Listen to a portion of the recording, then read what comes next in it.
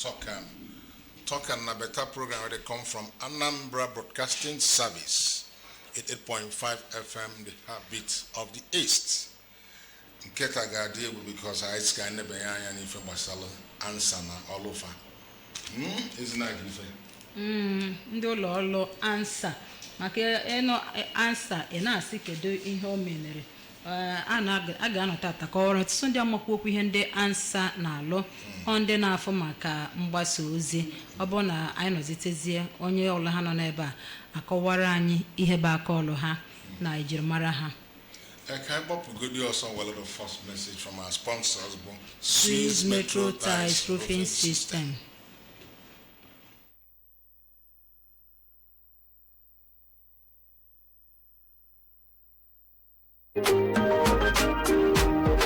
Swiss Metro, I thank you. Oga landlord, this song where you dey sing, I hope say no be how you go take add house rent. No be amo. The Swiss Metro Tile Roofing System I dey praise you because they be baba for all roofing tiles and ogbonge luxury doors. Swiss Metro Roofing System now ogbonge technology way from Switzerland come land gidigba for Nigeria. They come become baba for all roofing system for we country and e come get 50 years warranty. No be small thing. The roofing tile no dey rust like e come be say as you buy am from them na so they go carry am land for your domot gidigba. Where I go fit get this Swiss Metro people? Swiss Metro Plaza, Onitsha Enugu Express Road, near Amobia Flyover, Oka, Anambra State, 080-922-29074. Their corporate office gone there for EZ Winner Plaza, Swiss Park, opposite Offer Pass, Main Gate, International Trade Fair Complex, Badagry Expressway, Lagos. Their telephone na 070-1000-9904. Swiss Metro Tile Roofing System. E no get part 2.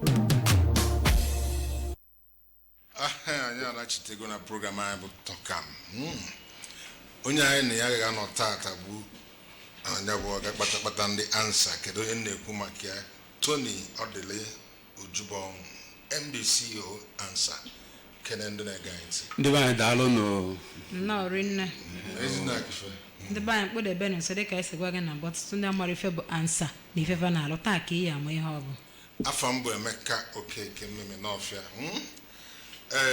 Mgbe tere aka anyị akpọchalụ nọmba ga-asụ na-eji wee nweta anyị ezi nne kpọkere sọ nọmba akara ị ga-eji wee nweta anyị sonye wee jụọ ajụ ma ọ tinye alụ bụ 090-495-60826 ọzọkwa 090-495-60826 ma ọ bụkwanụ 070-65-381-320.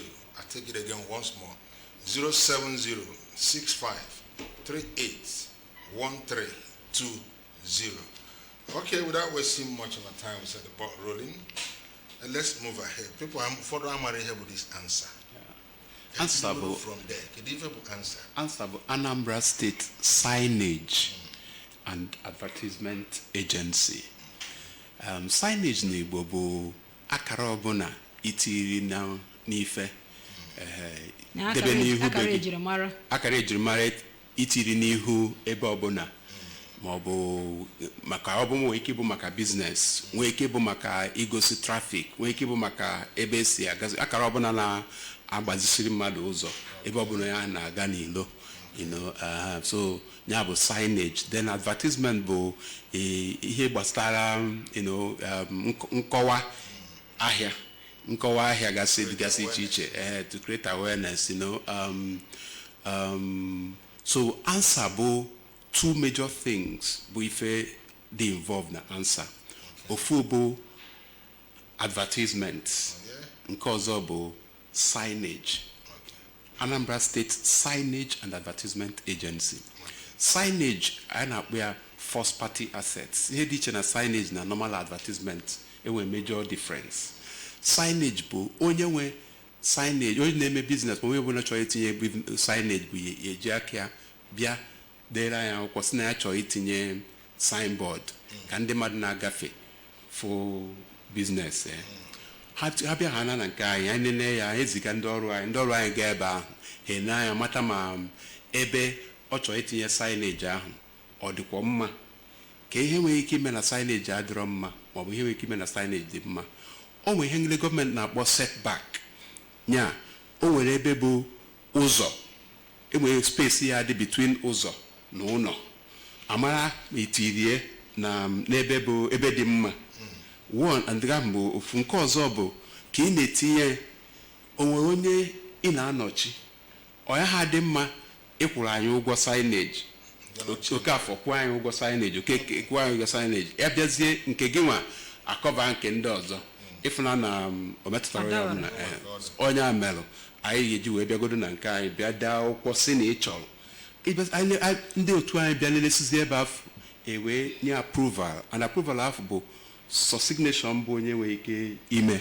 ka ọ ga ha na oge ahụ ka ị ga-ejezi kwụzi ụgwọ signage gị mana before then ị ga-akwụ ụgwọ eji eje eme that very inspection so ọ bụrụ na imesịrị anya ekwụzi ụgwọ signage gị ka eke ga-esi kwụgwọ signage ụgwọ ịkwụgwọ signage very simple ọ bụ na inwe signage size signage gị bụ ihe dịka 4 feet by 5 feet ịma ego na ihe akwụ dị very simple that is 4 a times by 5 onye gị one 20 so 20 ahụ a times there onye ego gị square meter bụ 20 so 20 square meter times 750 naira and ihe ọ ga-enye gị bụ 15,000 naira ọ bụ na ịma masị ka m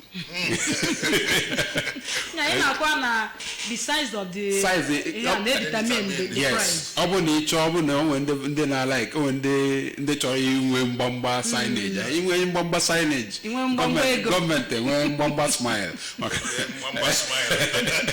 maka ka ị na-agbatị signage gị ka ego gị ga na-agbatị so mara tupu anyị ebidocha ọrụ new answer n'ụwa bụ ọ na-abụwo abịa ewe n'anya sị gị na ego na-edi etu a mana anyị sifa na ọ dịrọ mmetụ a na ka anyị mee ya onye na-akwụ ụgwọ ka ọ mara ife ọ na-akwụ ụgwọ maka ya so ya mete ebe last year ka anyị wee bido measure bịa na ị ga-akwụ per 750 per square foot so then advertisement bụ the second part. Advertisement bụ anything is a form of promotion. There's a difference between promotion and advertisement. What makes advertisement is that whatever you are using, the medium that you are using to pay that, you must pay for it. But for promotion, you can take poster and go and put somewhere. Okay. It's not advertisement. So, but if you are paying for that just like in ABS, you have to pay for the advertisement because ABS is a medium. The same way you have what you call the outdoor medium. The outdoor medium bụ ndị na-enwe ya bụ ndị ARCON, former APCON, license to practice advertising. So those practitioners are the owners of the boards. They are the only ones that are allowed to build advert structures. So they are regulated with with the answer law. So through that, I regulate if they will pay. So if you use advert, you don't necessarily have to come to answer. You go to them. How are TLG the billboard? How does they have poor answer? Answer. Yeah. Nice one. Mana Conrad Jubo. Kedebe unolo ndị answer dị na Anambra State. Then onye chọlụ ife unu kedu procedure a eji like onye chọrọ kịta ise because I'm affordable market bad na board ndị mmadụ daba n'ezi onwe ike ọ bụ na ndị anwa amara because most of them nwere ike ha amara so onye chọrọ ife unu kedu ebe unu ọrụ dị nke procedure onye ahụ eji wee bịa phone. Number 1 bụ na anyị nwere our head office dị na number 8 Ekwulobia Street n'akụkụ St. Thomas of Aquinas na GRA Ọka beside government house Agụọka ebe a ka head office anyị dị and ịbịa na head office anyị na-run open door policy isigo na ịchọ ịfụ MD gbagote office m yoo ya nwere ebe na ga-akwụsị gị echefu the GM ị ga-afụ onye ọbụla ịchọ ịfụ iwe ka ịbịazie na the receptionist ga-agwa gị ijuzi ikwuo ife ịchọ ma wee gwa gị department ndị na-handle ife ịnịdị ka ahụ bụ maka head office anyị. Then anyị nwere n'ime that same property anyị nwere our Ọka zonal office have their own building the same head office sign. So only way problem but stalife or can try to nye signboard and oka oberana hedugia na zonal office ojekwo ogwe. Then I kwa zonal offices na Oyi local government eba where na Onisha North, where na Onisha South, where the Demili North, where the Demili South, where na Njikoka, where na Guata, where na Newi North, you know. So I will then I will na AIRS office. Mako wendi gabu haje, ha wendi na like ihe acho eme ka ha me hani no fumme.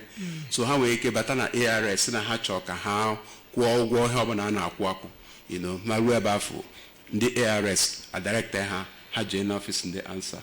Ibian office ndi answer. Ekwo kwa eba fu. So eba ki etu akige sweri cha obuna okoro ogomume obuna icho iwe ike je kwa na eba na akpo worldwideweb.digitalanyora.ng. So you can reach us by that, yeah. Okay, still ABS program Tokam. Is there any law guiding the display of billboards in the States? Yes. Okay. The ANSA law was established in the year 2010, and ANSA did not just emerge on its own. ANSA emerged as a result of the local governments coming together, you know, and taking the federal law that deals with signage and everything, and handed it over the new institution that the Anambra State government was forming then, and then with the Ministry of Planning, do you understand? So between these two ministries, KGWA derived the law, KGWA built ANSA. So ANSA, when you are paying your money for ANSA, it goes to the local government, you know, of that very place, through the state. All right. Supposing somebody wants to place a billboard, maybe obituary, something like that. Yeah. And let me be clear. Obituary is an announcement. It can be placed in the newspaper. It can be placed on billboards. It can be placed on flyers. It can be placed on banners. If it's banners, flexes, we treat them as signage. If it is on billboard, we treat them as adverts. Okay. Remember what I said about adverts, that it's owned by a third party. That is the practitioner who builds the board. So if you're burying someone and you want to put up a billboard, you don't have to go and construct your own billboard. All you need to do is if you look at billboards, you see the right names on the body of billboards, the owners of those billboards. If you see the one that you like, you call the owner of the billboard. Okay. He was going to tell you how much you pay him. So if you don't have the energy to start going around that, you can actually call. Even you call ANSA. What we do is that we have what we call OOH department, that is out of home advertising department. So that department will guide you, give you a list of all the advertising practitioners, as the approved ones in Anambra. So we give you those ones, and then even guide you to how you can deal with them and every other thing. Yeah. Okay. Before we go for. But if it's for posters, in the villages and then banners, yes, we have a department that handles that one. We call them community assets department. So they have little fees you pay for those ones too. Somebody, Madam Munari, they feel they sympathize with that kind of person. Yeah. Right? So asking that person to pay for such amount, I don't think it is. Okay, let me just come in here. You know that government is for everybody. It's for the living and for the dead. Okay. You know? And if you don't control what happens, if you go around now, notice that the there are not too many posters of dead people, not too many banners of dead people. But about 3 years ago, when I came, almost everywhere you go, you see Manda Kwagolu 20 years. If you say the banner of Kaliabafu, it was in order to control, not necessarily because of the money. It is to control those things, because you know that you are controlling it. People, when they answer or reduce nota. You know, but it's not because Namadon, you know, before you gama, and wake isi abanua, isi okanoa, neje ekulabia. If any nigga fogabo, various posters, even in and everywhere. So that's actually why it's mainly to control the environment and make it clean. That's all. Mainly because of the. No. I can on a program I will talk they can see again. Nigga a whole lot of things like this program. You know, you see the answer not that. I know go in on it. I kabakwa rupwani. Why 07065381320. 07065381320. maọbụ 090-495-60826 090-495-60826. Onwe feature ejua ejutia enoge na onye mmadụ nwụnarị ịmagonu ka ihe esi uche iria ebe ihe enweghị ihe eji wee posters ma mee nke a nọ ịkwadosie ike nụ jekwugodo ndị asụ ụgwọ nke ọrịa ekwutele ezinne na ka anyị na-agara iru Oga answer. Ọ bụrụ na sometimes you see some vehicles a brand la brand. Ogo for the unu ejide branded vehicles. Then ọ bụrụ ma nke ndị ụka nwe. Una na-ejide kwa ụdị ndị ahụ. Ka nkọwalụ ife anyị na afịa anyị, afịa ka anyị na-azụkwa n'ife. Ife anyị na-azụ bụ afa ngwa afịa anyị bụ anya ọra. You know, mgbe ndị be anyị jikọtara aka wee tụọlụ gọvanọ Soludo maọbụ gọvanọ ọbụla na-achị Anambra, oge afọ ka esi ya biko anya ndị akpaghalị nyere m aka na ndị mmadụ pụtafa na-eme m ka m gwara anya mfụ ma nke nchọ ịfụ na nke m na-achọrọ ịfụ. So ngwa anya ọra afọ ka anyị na-ele, ngwa afịa anyị na-ele. Iwepụtara na ịchọrọ na ka igolo anya ọra, you know, ịchọ igolo anya ọra ị ga-akwụ ụgwọ, you know. Ọ bụ na ị nidoro anya ọra, it is a non-mandatory government service. You're not. It's not like you are paying for you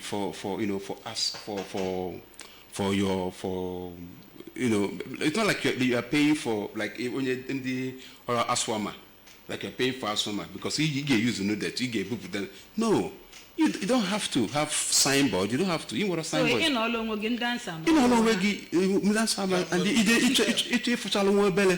It mechalungo bele. You want to go fuchalungo bele. So but stalon dioka. I have found well a very very very cordial relationship. Though some abuse the relationship. Is the law answer nyalo dana. Agenye ha 2 feet by 2 feet. And ebe ha getinye ga-abụ n'ime ụlọ ka ha not outside. Okay. O tinyere anya agafe gate fa, you know, ọkwụ ụgwọ. Mana ọ dịrị ana n'ime onwere anyị nwa ama m kpafe aka. Anyị bịakwuzie anyị lụọ afọ dị etu a ma ya pụta eme ka ọ na ya fụrụ ya. Fanwe getinye ngwongwo na ngwongwo mana ọ dịrị ana n'ime anyị agbafa nkịtị. Gịnị ka anyị gbafa nkịtị maka fa bụ ife the same emotions iji wee na-ajụ m na focus ịkwụ ụgwọ nke a. Maka ndị dere aha na moto ha. Ọ dere na onye ọbụla dere afọ na moto ya bụ ife dere afọ na moto ya bụ ihe ife ọ na-edere na moto ya bụ anya ọra ka ọ na-achọ. Ọ bụrụ na ọ chọrọ anya ọra, you know. Mba anyị amanye ya akwụkwọ mana itinyere anụ anya ọra afọ, you know, anyị asị gị biko, you know. I can on a program I will talk can I just will another message from our sponsors, Swiss Metrotypes Roofing System.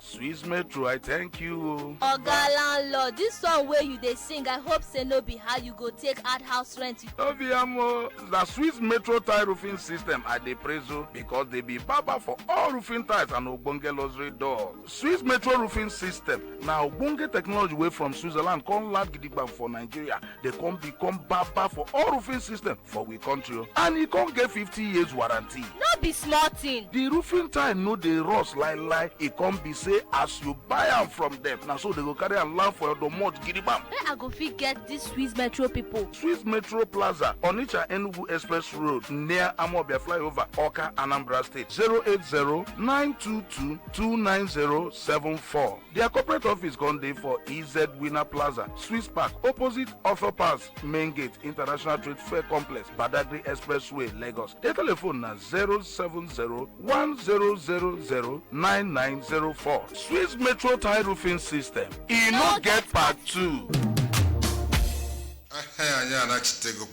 Swiss Metro Tiles roofing system. You know, get part 2.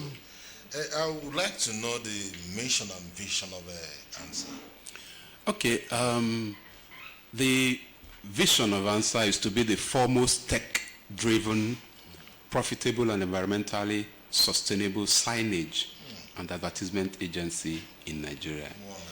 Ihe abụ ebe anyị na-enegala anya. Then mission na etu anyị ga-esi wee jenya bụ ije bụ the ANSA a world-class technology-driven agency delivering efficient, innovative and sustainable value to all stakeholders. That is why we are involved in almost everywhere. Like we were saying off camera, we were involved in every stakeholder who uses his eyes is part of our business. Like we explained that Anyora Buaini Nenwe. So stakeholders are from government, Nkabo Genwa, then Kabo when done about the practitioners.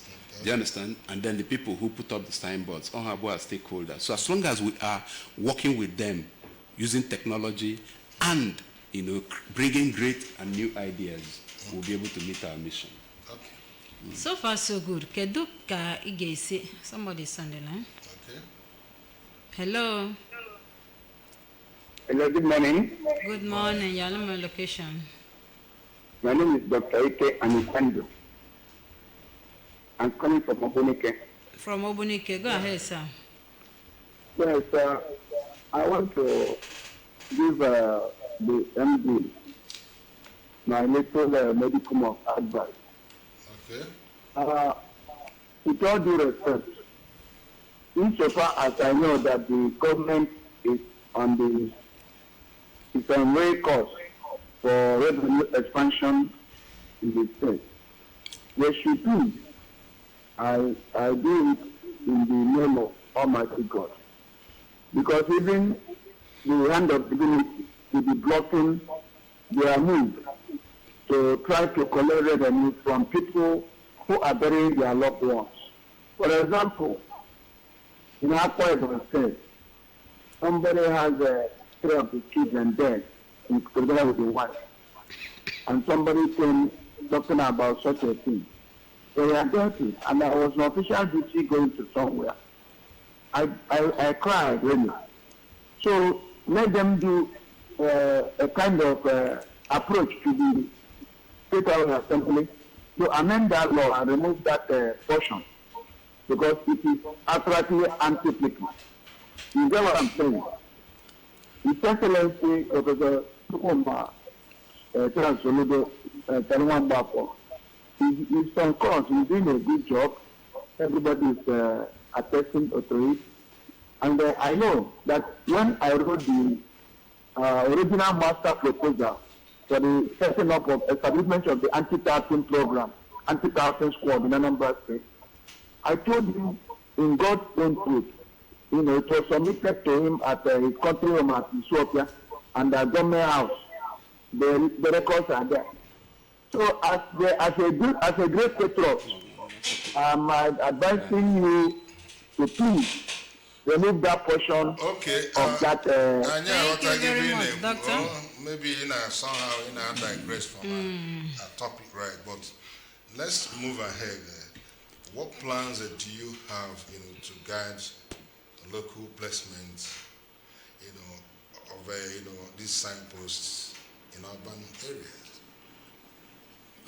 I think I discussed it when I was talking about setback.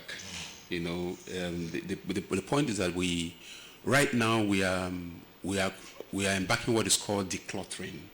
Okay. Decluttering is that we are going about. If you see how I'm dressed, that's how you see some people that are dressed. They were moving on the road. What they are doing is they are decluttering billboards. Where there are many cluster of billboards, they are going to remove a lot of them. But you won't be seeing it now because what they are doing is that they are marking the ones that are not. So within the next 6 months, many of the boards are going to be removed because the owners, their investments that people made, so they have to remove them gradually. So that's what we're doing now. Okay. So ndị ọlụ answer now. Ọlụ unu na-alụ, kedu the relationship between you and the Anambrarians? Is answer really your friend? Ka una nna ha na-enwewe ndekwa na ndekwa? Ịgwaga eziokwu, ndị Anambra are very cooperative with us. The compliance level has increased. Before, maybe too much enforcement to make some pay. However, because of the governor and our law or Choroka, I now forcing them out with them. So what we normally do is that a lot of them the law demand notice after 7 days. I send them to court. Then but what we do is that now I demand notice. We now created what we call legal reminder. The legal department will send you a legal reminder. Now go and pay this. Normally Korea, court. You got to go. So when they go for another that second level, if when they go obona go to that second level, he check until he send them for court summons. He will be when they go has court summons for bagging kitty. EJ court.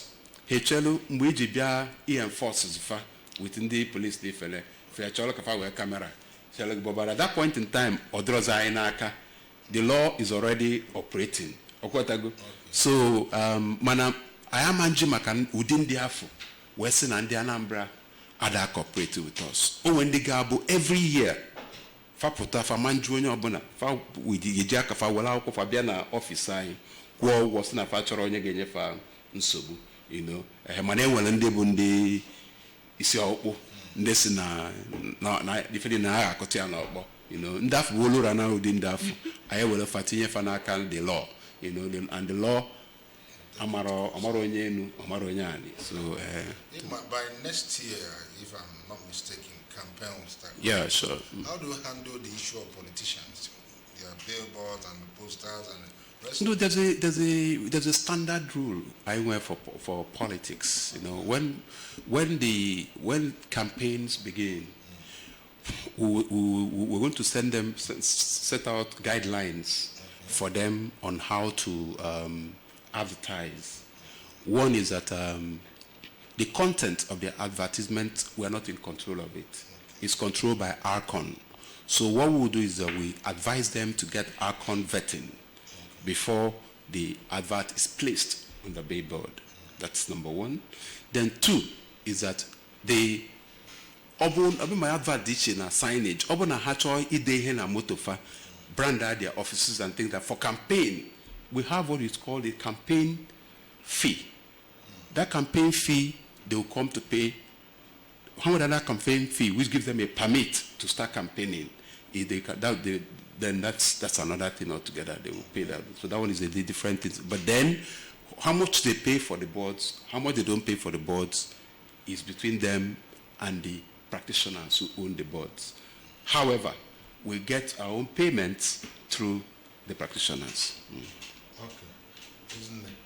Ọ bụ na let's take for example onye tinyere board mgbasa ozi about a particular product.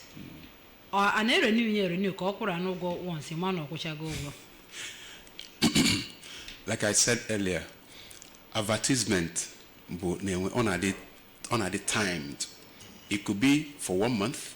It could be for a quarter, which is 3 months. It could be for 6 months or 1 year. Okay. Yeah. Hello? Okay. Let's look at in villages now. And we can burial of functions here and there. And watch all these signages, posters, and what have you. How do you, how do we coordinate them? I'm what we call answer liaison officers in about 179 communities. So those liaison officers are our eyes and our ears in those places. And they are appointed by the town unions. So we work with the town union through the pages, so through that way, through the pages, we coordinate them. Nice work you guys are doing, isn't it? The Saludo mantra has always been to give Anambrarians a livable, prosperous, and sustainable Anambra state. I want to ask, what efforts has ANSA made to ensure that this is realizable?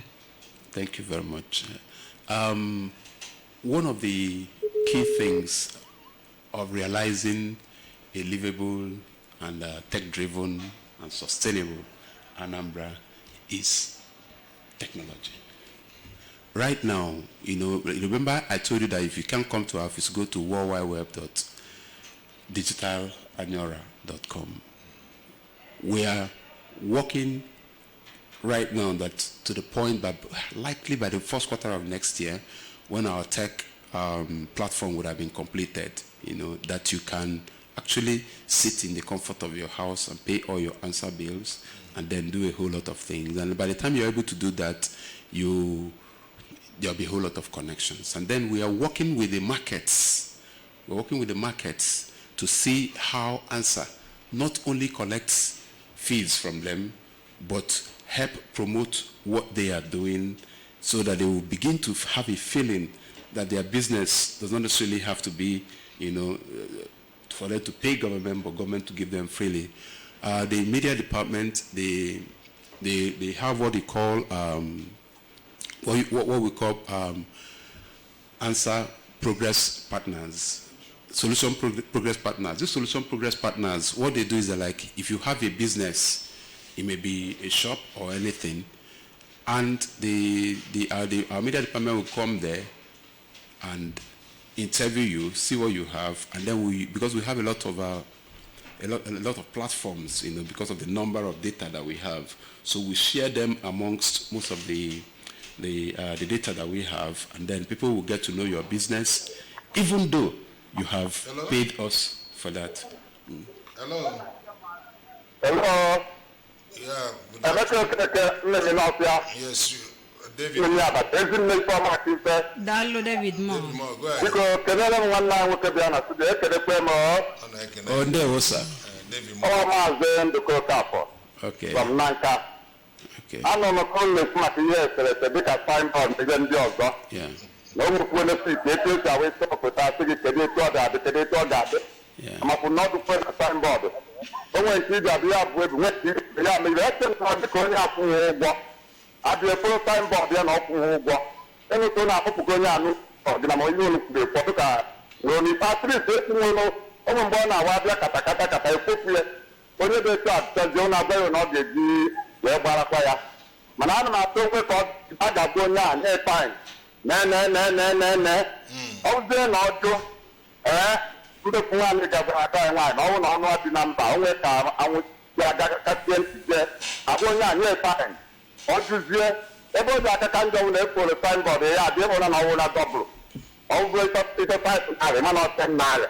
But I got one hour.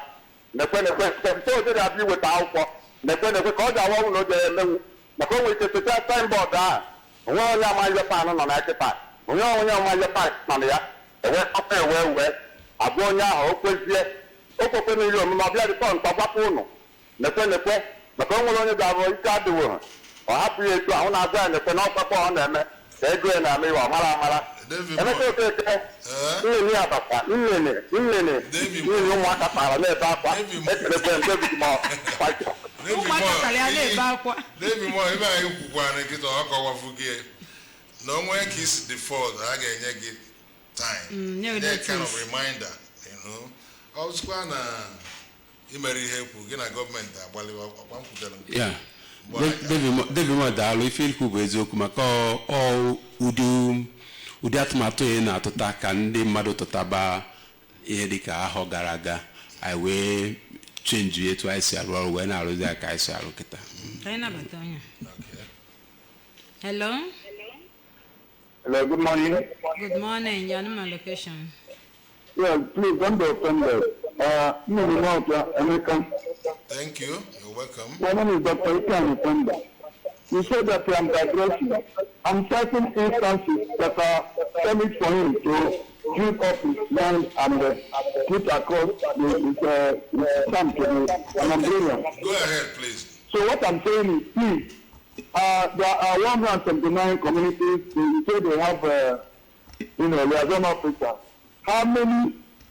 There are various ceremonies, variegated various ceremonies, across all communities in the state. Every week, every weekend. How many have they been able to arrest? How many have they been able to prosecute? Thank you very much. Okay. First and foremost, I would like to speak in the context of the point you made earlier. Because the point you made earlier, you were asking us not to go because of for emotional reasons, that we should reconsider the issues concerning those that are bereaved, and in the context of that, your current question is almost like you are saying entirely different, again. So the only thing I can answer you now is that I will tell you that even though, if you have been listening to this program, Emeka asked us a question about this whole burial thing, and we told him that, look, no, not Emeka, what's her name again? Ezinne asked us about when someone is bereaved, why should we be bothering whether the person will pay or not to pay? And we told her that it's not necessarily about the money. It's not necessarily about the money. It is mainly so that we can have control of the way the environment is used and every other thing. That's why, we control it. And that's why it is necessary for us to be interested when somebody is carrying out a burial, and we control the signage because the law says so. Because if you notice, even when the governor buried his father, there was no poster, there was nothing, there was no banner, there was not even billboards, which he could have actually have given, he could afford, but he didn't do that. So when you now tell yourself, I must do it, you are the one choosing to do so. Yeah. If the governor could decide not to do that, what he could afford, why can't you just leave all those things, leave the environment clean, and we are happy? If the environment is clean, ANSA will not even be bothering to be asking people about the signage, because we use posters to mess up the whole place, banners and everywhere. So that's basically what it is. Thank you. Okay, I'm on one night we are born on go here so once equal for signage every year on the same amount I no,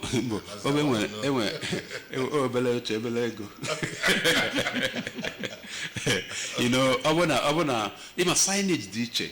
Signage will 1 year so I know you keep mixing it. Advert. Signage will 1 year, you make just payment for 1 year. And that's what going to go now. Signage. Signage will 750 naira per square foot. Billboard, Adro under what we control the billboard both structure ebe ha debele ndị nwe billboard ha nwa ma ego ne ha na-akpọrọ ndị mmadụ. Ndị ahụ na billboard abịagodo they get permission from your office. They will get a, first of all, like every year they will come and register. Okay. You know, then they will get an approval before they will build the structures. Okay. When they build the structures, fine. Then they can now look for people who want to advertise. When they put up the advert, the moment the advert comes up, they still pay us. Maka anyora. Do you understand? Because now people will be seeing it. That offer for them and they will pay us for that one. Apart from coming to your office, or any other, means? I just explained it, that you go to worldwideweb.digitalanyora.ng. Okay. When I go for the I don't know if it's still happening. Now I go to see maybe signboard or billboards. My name is no court going up on the mud. Billboard, able to billboard. I had a bad of a signboard or open afternoon the like I'm law. thinking whether it's your office that does that. The law say that we can take the signage and you can take it down. Yeah, that's what the law says. We can take it down, okay, to our office. You come, then take it back. But what we try to do is that the cost of removing the signage to us and to you is a lot. Because what means that if you keep on stacking them, there won't be space in our office again. We'll come to ABS and start borrowing space for them. And you have to pay because so what we because you're you have to pay. So what it means is that we have to find intelligent means of making them pay. Okay. So that's actually what we do. If Anambra.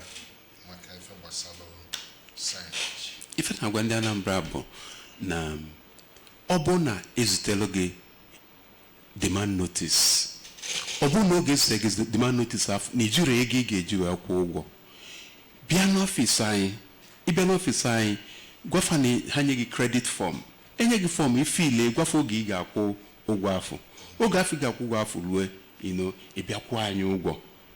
I am not interested in any bank. Give me John give a guy, so a Brian Wagago Gabia. So if we were to if what I better now, I was in need. I miss the bag legal notice to cost summons, all those things cost us money. So Manabra and he will wire now government man spend the ego, Ibiana gave. So when will enforcement team now getting like the pest burial poster or church program poster? When will enforcement team now getting the show and that because I'm not sure all those people na kuchogo. If a man gonna arrangements I will within the UBET. I know with a lot of enforcement. Okay. Because them and we are more of a professional agency, so we work with a lot of the enforcement, so that Anambra afu uniform Kenny. So we work with them, but we carry out enforcement a lot. But enforcement are in 3 levels. Ewen kebo obo na court nyaga sealing order. Can we take this call? Sorry. Okay, yeah. Hello. Hello. Hello, I'm again. Yes. Can I find a BC? Hello? Can I know? Hey, can I find a BC? What could be now? Ganaga own. What time did you? Would you care BC? It's my mother. Okay. Where shall you go, John? And you can go from each other like Salamon. Dalo, I can all. Okay, would you hand one around? So, because I watch out, I will tell you down that last message from our sponsors first.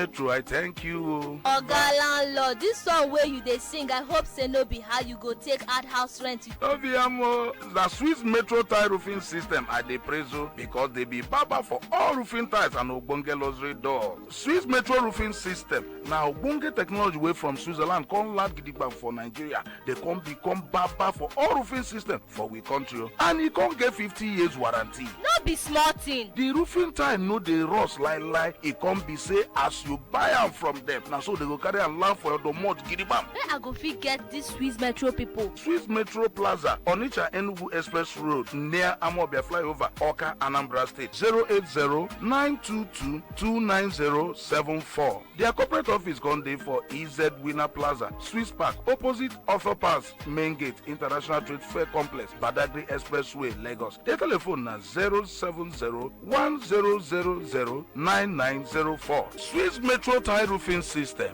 E no get part 2. Sweet Metro Ties roofing system. No get part 2. The answer, boss. Let me still ask this question. Very necessary. How will you describe the administration of our hardworking governor, Professor Charles Chukwumaso? Well, I think I'll summarize it in a very simple line. The solution is here. Solution is here.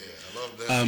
From if you onye na-enwere anya ọ ga-enwe ntị, onye na-enwere ntị ọ ga-enwe anya.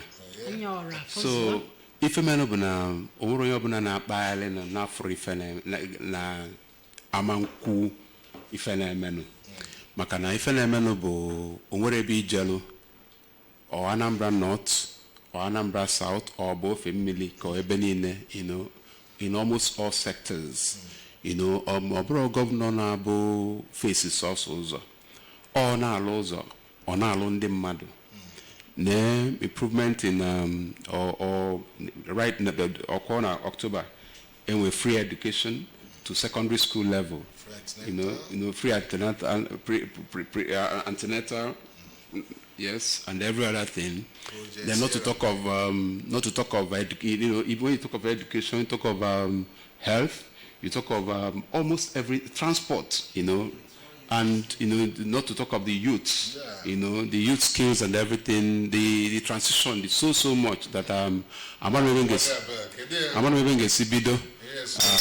Ebe anyị na-eje sie ike anyị kwụsị ike onye du anyị aga aka ụkwụsịrị ike aka alụma ọzọ. So solution anyị na-ekwu kwụwakwụ, so egwu adatụ anyị, thank you. Yeah.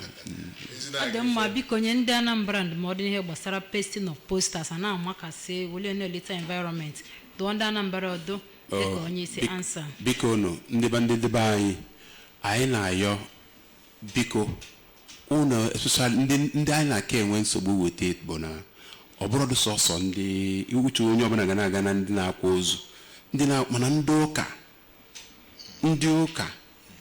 o nwere nke fa ga-amagide ị na-ajụ na onye na-ama ife a ojizikwa Jesus mind wee na-ama ife ọ na-ama, ha biko ha wee nwayọ na anyị ma na-anya ọra mana a na-akwụ ụgwọ anya ọra, biko wee nụ nwayọ ka ị na-achọ anya ọra nke gị eje na mgbatọ anya ọra onye ọzọ, maka na iwere ya machie nke onye ọzọ ọ dịrọkwa mọkwọ njọ ka ọ bụ njọ ogbugbu, ihe ejekwara ya confession, So, if I were my advice. Thank you.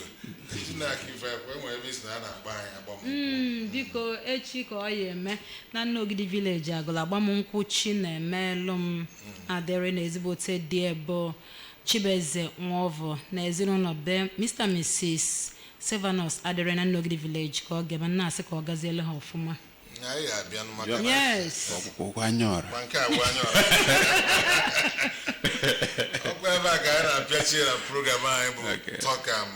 Tony Odile Ujibon, right? Yeah. MDCO answer. Can I Nini Negalainti, Dalo no Rinne, Unemeka no.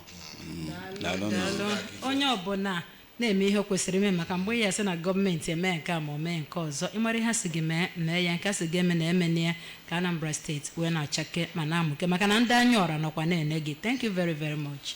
Afam ka bụ Emeka Okeke Mmemme n'Ọfịa. Always see good, do good, and be good. Bye.